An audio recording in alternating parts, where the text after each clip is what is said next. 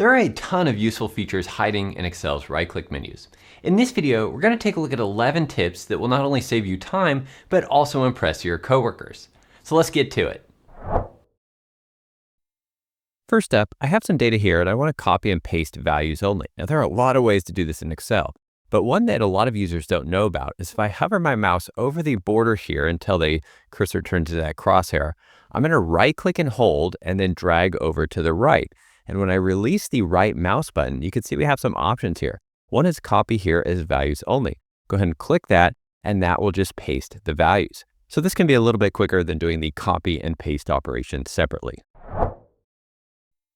Here I have some data and I want to apply a filter for this product only. Now, of course, I could hit the filter drop-down menu here, hit unselect all, and then go find that item in the list or even search for it. But a faster way is to just right-click on the cell that contains the value you want to filter by, go to filter, and then filter by selected cell's value. That will instantly apply the filter in just one action. You can also right-click here, filter, and then clear the filter as well. And one little pro tip here, if your keyboard has a menu key, you can press menu key, and then the underlined letter here for filter is E, and this underlined letter is V. So menu key EV will also apply that filter. And menu key E and then E will clear the filter. When doing data entry, you can right-click a cell here and then go to Pick from drop-down list. And this is going to show a list of all of the unique values in the column above. So it's a quick way to do data entry. Just select the item you want. The keyboard shortcut here is Alt down arrow. Hold Alt and press down arrow. And then you can use the arrow keys and hit Enter, and that will input the value. And that will not only save time, but also prevent errors when doing data entry. When you right-click on a Sheet tab and go to Insert, this shows a list of templates that you can choose from to insert into the current workbook. But you can also customize this. So here I have my Chart of Accounts workbook. I'm going to hit OK, and that's going to add two sheets into this workbook, my Chart of Accounts and my Product Mapping. These are both tables that I use often, and this saves time from having to open a different workbook and copy and paste the tables in. To set this up, we're going to use an Excel template. So here I have the workbook that just contains the two sheets that I want to create the template for. The first thing I need to do is find the Excel Start folder. Now there's a few ways to do this. One way is to go to File, Options, then we're going to go to Trust Center Settings, Trusted Locations, and we want to find the User Startup. Here's our Excel Start folder and the folder path. Here we can click Modify, and just copy all of this text, select all the text and copy it. I'm going to hit Control-C. Then we'll cancel out of these menus. And then we're going to do File, Save As. I'm going to hit F12 on the keyboard to do that, or you can go File, Save As. First step is to save this as an Excel template file type. That's an XLTX. So we'll switch that. And then we want to go up here and we're going to paste in the Excel Start path and hit Enter. And you can see I already have mine here. So we'll just change the name of this one. We'll call it number 2 there. Hit Save, and now when we go into any workbook, I'm going to hit Control-N to open a new workbook, right-click, Insert. You can see that we have our Chart of Accounts 2 here. Just click that, hit OK, and now we'll add both of those sheets into this workbook. And again, that can save time and also ensure that you're copying in the right version of your tables. Another handy feature of the right-click menus is search. And that's because this search doesn't just search this right-click menu here, it actually searches all the menus in the ribbon. So for example, if we want to remove duplicates, I'll just click in here and start typing duplicates. You can see we have the Remove Duplicates feature here from the Data tab of the ribbon. We also have duplicate values from conditional formatting, which is on the Home tab. But if you can't remember which tabs these different buttons are on, you can just search right here. I'll click Remove Duplicates. We'll hit OK to actually perform that and hit OK.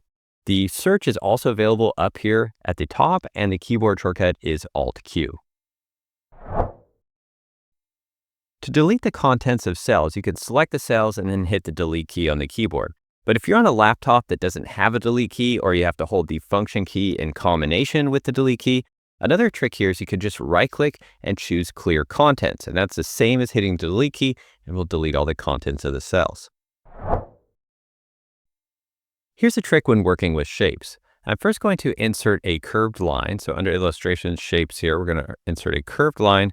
I'm just going to draw a line here. I'm going to make this the midpoint, and then I'm going to double click here to finish the line. I'll also go up to shape outline. I'm just going to add an arrow to the end of it. So now I have this nice curved line that's pointing to these two items. But if I want to change the curve of this line, I can right click here and choose edit points. And that's going to show these points here. And I can grab these points with the mouse and then move them to edit the curve of the line. I can also grab these handles to change the contour here. I can also right click anywhere and add an additional point if I really want to change the curve here. Maybe I also want to add a point up here and then delete this middle point. You can do whatever you want to make some really customized shapes in Excel.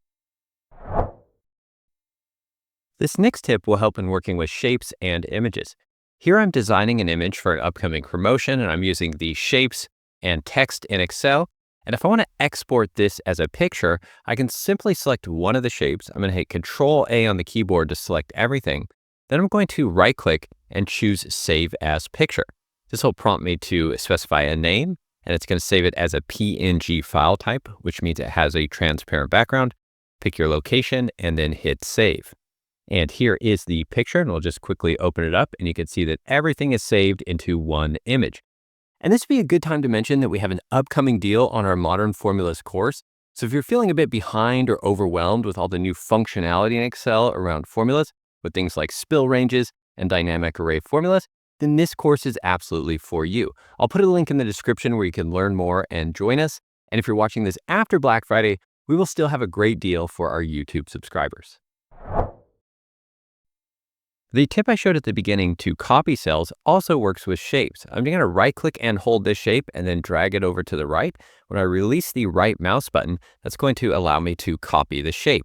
You can also keep the shape in line. So right click and hold down the Shift key, and this will keep the shape in line with the original sheet, either horizontally or vertically. Again, release the right mouse button and choose copy here. This shortcut also works by holding the Control key. So you can left click, hold the Control key and drag the shape, and hold Control and Shift to keep it in line. When working with pivot tables, it's very easy to accidentally close the pivot tables field list by clicking this button, or sometimes you might do that on purpose to free up space on the grid. To bring it back, you can simply right-click anywhere on the pivot table and choose Show Field List. And this is a toggle, so right-clicking again, you can choose Hide Field List if you want to hide it. When you're working in a workbook that contains a lot of sheets, one easy navigation trick is to just right-click right here where these two arrows are. That'll bring up a list of all of the sheets in the workbook, and it's much easier to scan these vertically than it is to navigate horizontally across the workbook. And when you find the sheet you're looking for, you can just double-click it, and that'll jump you right to that sheet. When working with really large sheets, you can right-click in the scroll area over here to see some nice options. If you want to scroll to the top, you can just click that. You can also do this horizontally if you want to scroll to the left edge. And there are some other nice features here, including page up and page down if your keyboard doesn't have those keys. Of course, most of these commands can be accessed with keyboard shortcuts. I have a separate video that covers Excel navigation with keyboard shortcuts in more detail, and I'll link that up in the description below. So I hope you learned something new in this video. Leave a comment below and let us know which tip you'll be using the most. And don't forget to check out our Modern Formulas course. And if you want to learn even more time-saving tips in Excel, then check out this video next. Thanks again for watching, have a great day, and I'll see you in the next video.